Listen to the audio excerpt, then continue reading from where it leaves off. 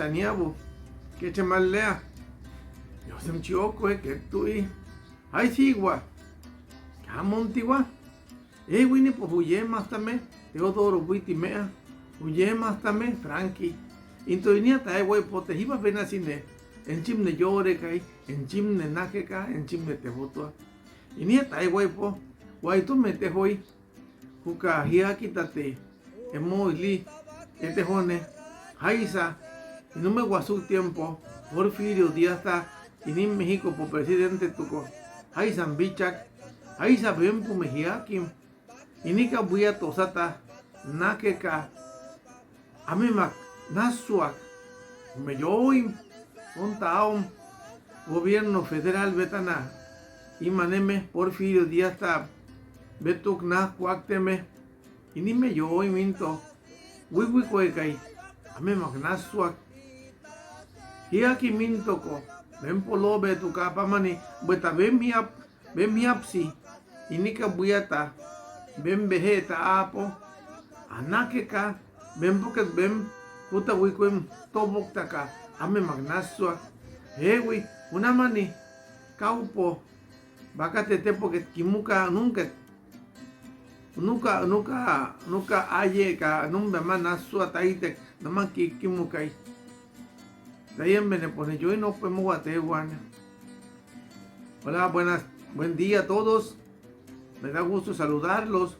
Yo soy el profesor Teodoro Witimea Flores, el profesor Frankie, el profe Frankie, y en esta ocasión los saludo siempre con el afecto, con el del respeto de siempre, para que en este día pues vayamos platicando de algo, de hechos muy importantes y muy valiosos, muy importantes para la nueva generación de los yaquis, importante también para las generaciones actuales, porque esa es parte de la historia del yaqui, esa historia que se marcó con letras de sangre, de un sentido de pertenencia a estas tierras. Como el gobierno de aquellos años de principios de 1900, el general Porfirio Díaz le hizo la guerra al yaqui. No fue una guerra, fue una lucha, una guerra de exterminio, una guerra de acabarlos. Había un defecto que los movía, la ambición de quererse apoderar de las fértiles tierras del territorio de los yaquis.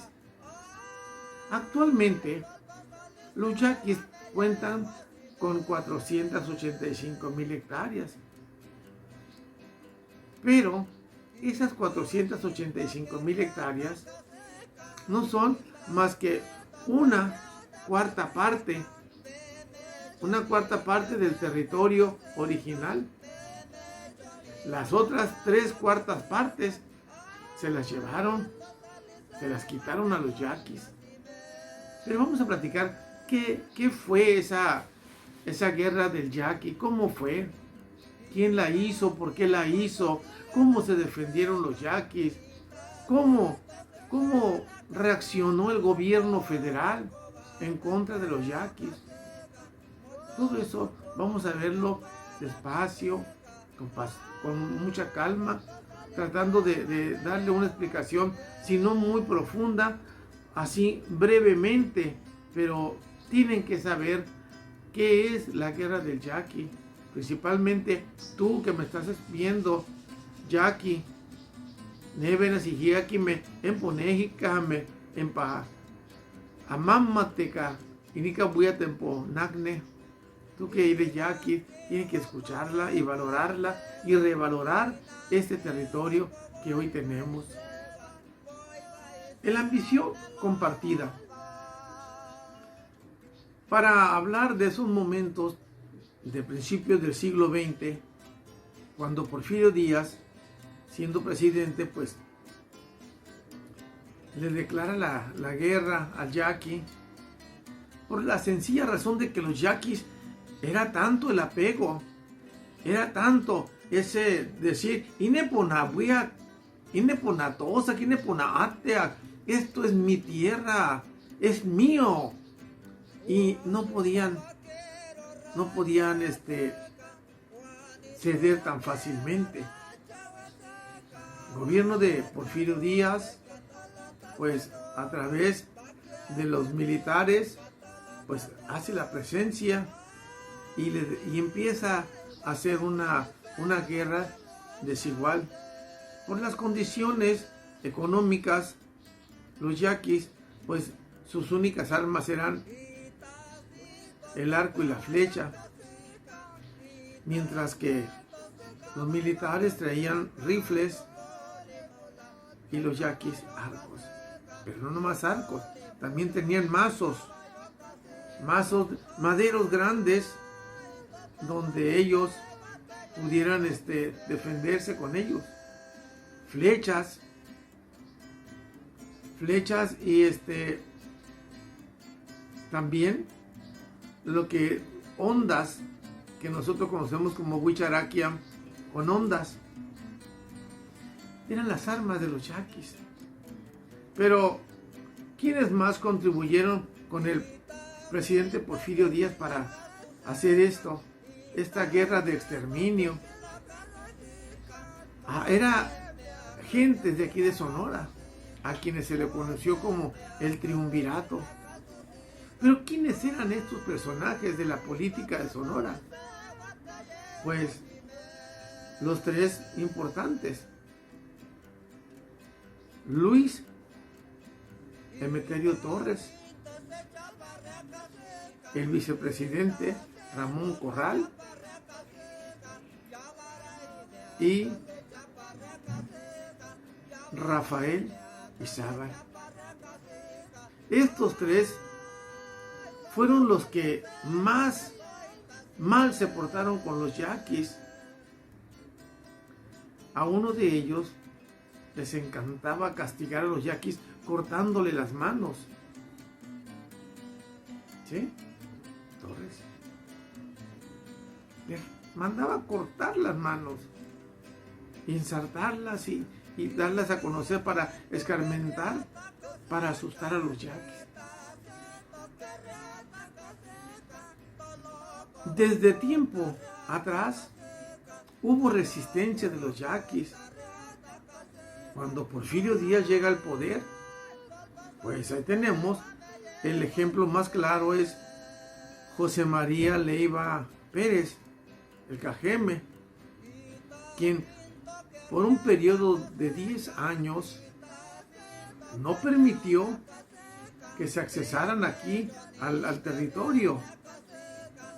Después, una vez que en el año de 1887, 23 de abril, cuando muere, entonces ya entran de lleno aquí al río Yaqui y ven que el territorio es muy fértil, ya lo conocen. Entonces se toman como pretextos el progreso, y el tren es el símbolo del progreso para el presidente Porfirio Díaz, y no podía conectar el sur con el norte. ¿Por qué? Porque se lo impedían. Todo ese territorio, desde el Cocoraque hasta Guaymas, todo eso era la nación de los yaquis. Entonces empieza esa campaña de exterminio. Una de las grandes cosas era de que los yaquis defendían con fiereza, mientras que Porfirio Díaz y el triunvirato de aquí de Sonorense, unidos, pues hacían ese trabajo de acabar con los yaquis. No nomás de acabar, de exterminarlos, de acabarlos, de acabar todo. Curiosamente, no se podía acabar porque en el gobierno también había yaquis. Los yaquis militares, los nacionales, los que se conocerán más adelante como Toro Coyois. los Yoy San Juan, los Toro Coyoris, que esos Yoris vendidos, entre los que sobresale, pues aquel que era lugarteniente del Tetaviate, aquel que en su momento dijo dónde estaban los yaquis que fueron masacrados en aquella fecha tan memorable del Mazocoba. Loreto Villa, Espinosa, yaquis que estaban al lado del gobierno. ¿Ven? Vamos a seguir. Una de las cosas que más se movió, lo leemos en este libro, ¿sí?, que es de René Soto Reina, que nos dice acerca de los métodos que utilizaron el gobierno federal del general Porfirio Díaz para acabar con los yaquis. Nos dice que otros métodos, ¿sí?, además de venderlos, fue ahorcarlos, fue ahorcar a los adultos y repatriar o vender a sus niños, ¿sí? Los vendían, los regalaban a los niños, mientras que a los adultos los colgaban. Todavía ya los regalaban a los niños, de tal forma de que se aculturaran. Pero a los adultos los colgaban. Y de esto podemos ver muchas fotos de yaquis colgados. Entonces, también en los enfrentamientos, en la masacre del Mazocoba, fue algo espantoso. Cuando sucede el enfrentamiento, ya la gente ya cansada de los yaquis, ya de tanta persecución, ya con hambre, ya con sed, pero todavía pues buscando refugio en esa casa, en esos brazos naturales que es la Sierra del Bacatete. Se refugian en la parte más alta del Mazocoba y estaban bien escondidos, cuando de pronto pues los que lo estaban persiguiendo pues no daban con ellos. Pero había un yaqui que conocía el actuar y el proceder de los yaquis. Ese era Loreto Villa, que tenía un grado militar entre los militares pertenecientes a los nacionales o a las órdenes del general Porfirio Díaz. Entonces, los militares yaquis, los militares yoris, mestizo, decía, no se ve nada, está solo. Loreto decía en su libro, Pérez y Troncosos, ¿sí? Pérez y Troncoso, que se reía. No, ahí están, señalando el cerro. Ahí están. No se ve nada. Ahí están, aseguraba Loreto Villa. Y poniéndole acción a la palabra, llegan al lugar donde Loreto sabe que están los yaquis refugiados, que son gente mayor, mujeres y niños, no más custodiados por unos cuantos jóvenes varones, no muchos, pero hay muchos yaquis que están refugiados en esa parte. Se cuentan que son muchos. Entonces, en este libro nos dice así, se lo voy a leer. Dice, el 18 de enero de 1900, en el Cerro Mazocoba, Cabeza de Venado, ocurre la batalla más fatídica y desastrosa para la tribu yaqui. En total, de las fuerzas atacantes eran de 1000 soldados, con rifles Mauser y Remington. Los yaquis, con sus familias rodeados en el cerro, estaban tan raquíticos de fusiles porque que solo con el coraje, solo los armaba el coraje que lo hacía combatir sin miedo a la muerte, con sus arcos y flechas.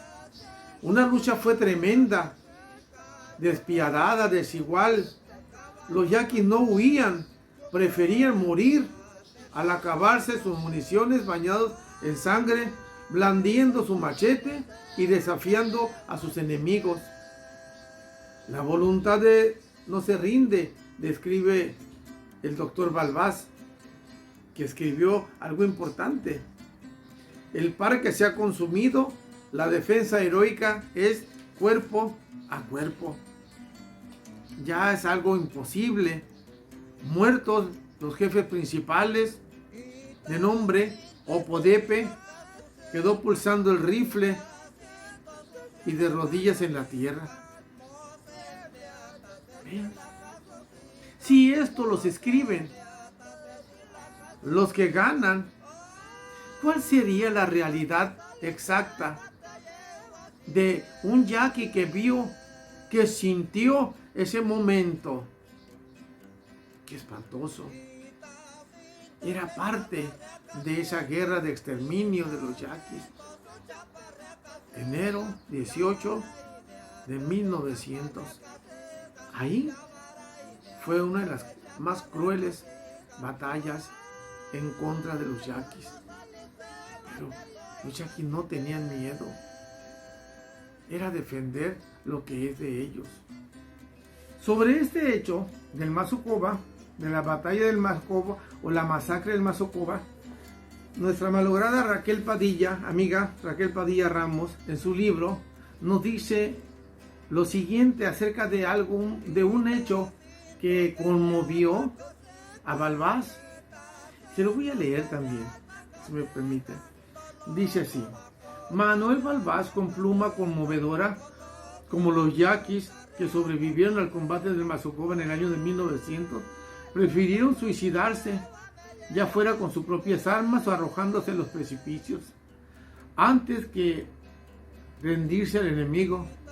Contó con especial detalle el suceso en el que la novia de un indio que se había escondido para que no fuera descubierto y fusilado, al presenciar impávida la terrible escena, sin una sola lágrima en los ojos, se acercó al cadáver, se arrodilló un momento, se inclinó ligeramente, quizás para ver por última vez el rostro del ser amado, y levantándose enseguida corrió rápida como una gacela en dirección al precipicio, y sin vacilar un instante se arrojó al abismo. Los soldados que presenciaron esta escena trágica manifestaron una sincera y honda emoción. Los indios, que también la presenciaron, permanecieron impávidos. ¿Qué muestras de amor de una mujer yaqui a su varón? Preferir morir que rendirse. Ver a su hombre, a su pareja muerto, verlo arrodillarse y después arrojarse al precipicio, preferir morirse. A partir de ese 18 de enero de 1900, los yaquis empiezan su verdadera encrucijada. En el tramo que va del Mazocoba para ser embarcados y vendidos ya como esclavos para el suroeste, porque ahí empieza la venta en ese enfrentamiento. Iban conduciéndose los yaquis, y un niño, nos lo dice Fortunato Hernández en su libro. No lo voy a leer porque son letras muy chicas, pero nos dice Fortunato en su libro, Fortunato Hernández, militar cirujano, que un niño niño, escasos de 7 a 9 años, iba quedándose atrás. Y volvemos a lo mismo.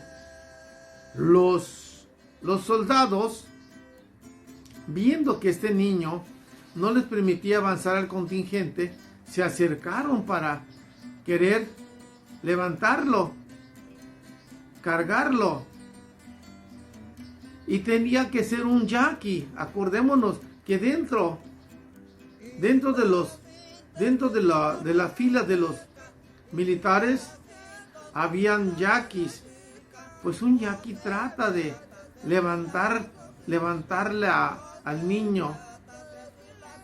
Y ligiakita, alevena sigiaki tobok tababai. Metaliusi kausu tohak. Pero el niño no se dejó. Lo que hizo fue sacar una navaja o un cuchillo y se puso en posición firme. En posición firme de pelear con aquella persona adulta, con el mismo yaqui que quería hacerle ese favor de cargarlo. Un militar mestizo se dirige a él y le dice: déjelo, son unos lobeznos, no merecen ser ayudados. ¿Qué son lobeznos? Pues los lobos pequeños. ¿Sí? Entonces, la mamá había educado bien a ese niño. La mamá yaqui había formado bien a ese niño, con un amor a su territorio, con un amor a su tierra. Los yaquis no saben ni a dónde los llevan. No saben cuál es su destino después de la muerte, después del enfrentamiento del Mazocoba. Son tomados como prisioneros, son llevados, son conducidos para ser embarcados y ser vendidos posteriormente en los campos enequeneros de Yucatán y de Valle Nacional, donde muchos mueren.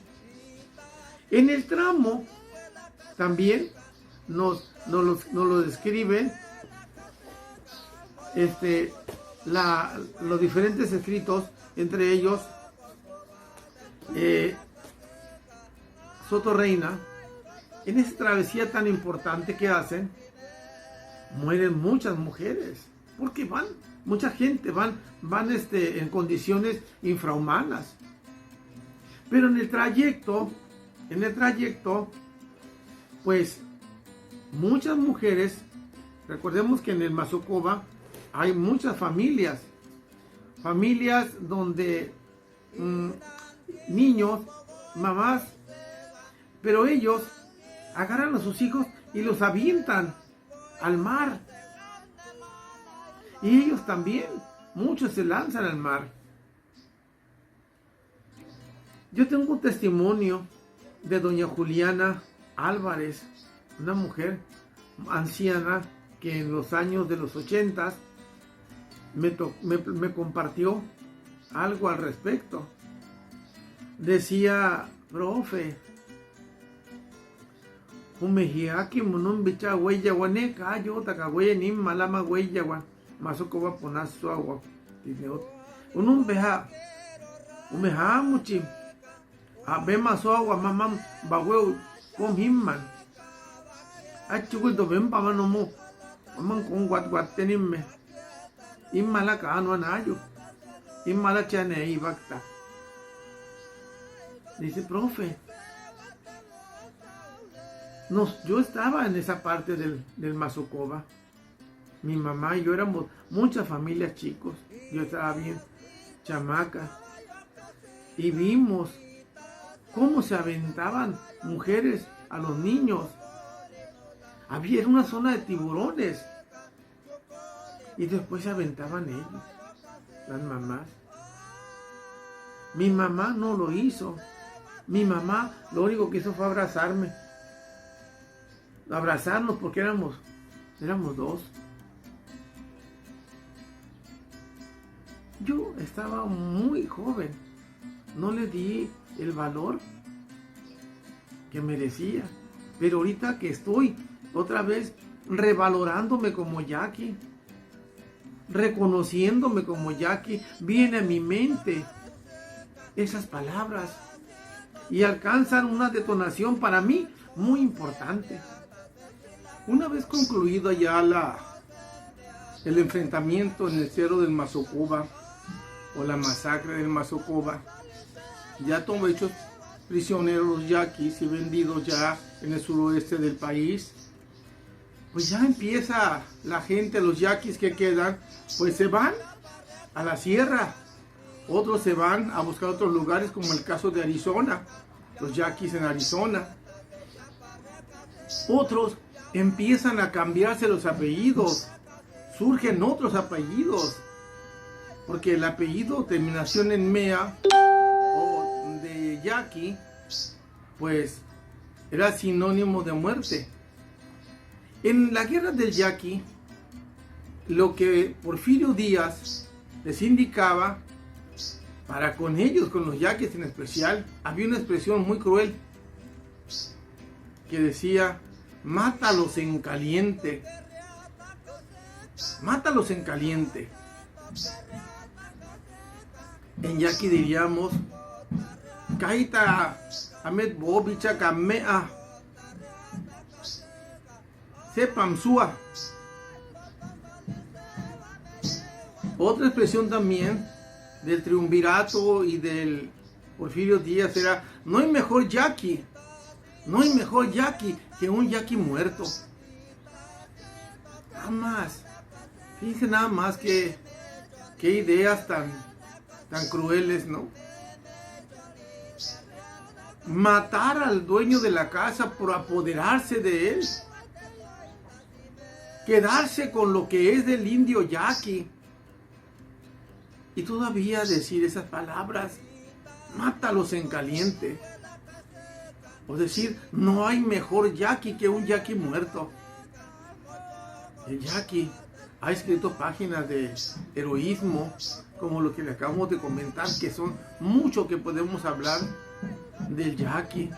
Lo que sucedió en el Mazocoba es solo un poco de lo mucho que ha sucedido, de las injusticias, lo que pasó en el Guatachive, en el Gallo, en otros cerros, en el Otancawi, en el Tambor, luchas de resistencia.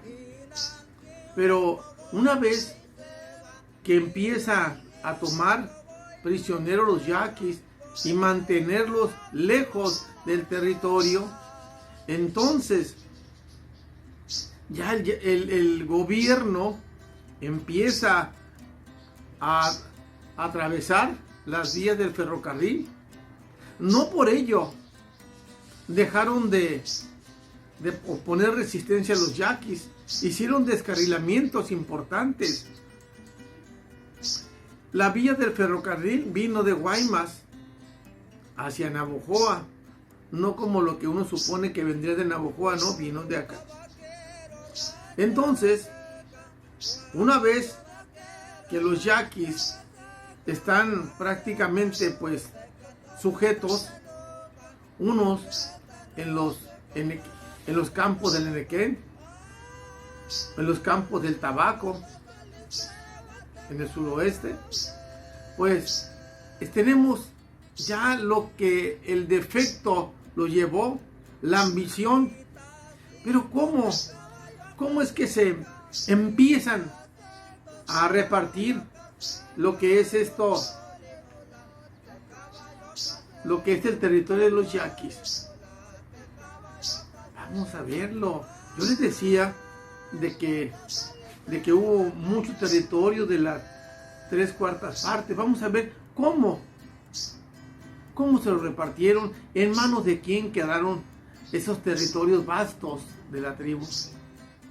Bien, ya vamos a ir cerrando esta clase de la guerra del yaqui. Y quisiera recordarles pues que una vez que se puso la vía del ferrocarril, pues nacen los pueblos que conocemos, muy prósperos todos. Por ejemplo, apareció Bicam Estación, Bicam Switch, a raíz de la vía del ferrocarril. Los yaquis se referían a la estación como el Quipo, pero también apareció Estación Lorenzo, que es Estación Lencho, de la que ya hemos hablado. También apareció Estación Corral, Estación Lorenzo, en honor a Lorenzo Torres. Estación Corral también en honor a Ramón Corral, el del Triunvirato y vicepresidente de la República. También Esperanza. Ahí en Esperanza dice Esperanza, fundado en el año de 1906. Ese es el año en que los yaquis ya estaban en el suroeste y los demás ya estaban pues escondiéndose, cambiándose pues para sobrevivir. Estación Cajeme, que hoy es una próspera ciudad Obregón, todo por la vía del ferrocarril. Quisiera terminar esta clase de historia con algo que escribieron y que me parece muy importante. Dice del doctor René Soto, dice: este relato histórico de increíbles relieves épicos abrió en el principio del siglo XX las últimas de las grandes heridas de la nación yaqui, que no cierran todavía en los umbrales del tercer milenio. Y empieza: esta multitud de seres desgraciados se agrupaban estrechamente formando una masa andrajosa, pestilente, hambrienta pero estoica, abnegada y altiva, que no exhalaba una sola queja, ni imploraba un solo favor. Allí había centenares de heridos, allí había ancianos demacrados, cuyos miembros desnudos parecían de esqueletos forrados con piel humana.